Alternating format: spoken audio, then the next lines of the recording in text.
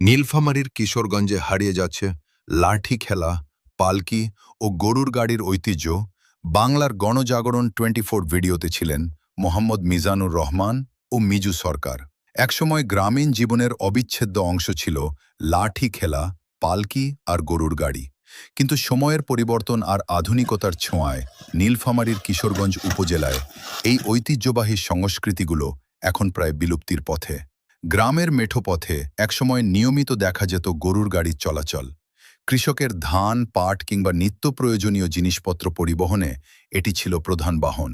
অন্যদিকে বিয়ে বা সামাজিক অনুষ্ঠানে পালকিতে করে কোণে আনার দৃশ্য ছিল অত্যন্ত আকর্ষণীয় ও গর্বের। আর লাঠি খেলা ছিল গ্রামীণ বিনোদনের অন্যতম প্রধান মাধ্যম, যা স্থানীয় মেলা বা বিশেষ অনুষ্ঠানে মানুষকে আনন্দ দিত। বর্তমানে এসব দৃশ্য আর তেমন চোখে পড়ে না। প্রযুক্তির অগ্রগতি ও যান্ত্রিক যানবাহনের সহজলভ্যতার কারণে গরুর গাড়ির ব্যবহার প্রায় বন্ধ হয়ে গেছে।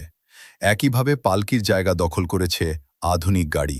আর লাঠি খেলা চর্চা না থাকায় নতুন প্রজন্মের অনেকেই এই খেলাটির সঙ্গে পরিচিত নয়।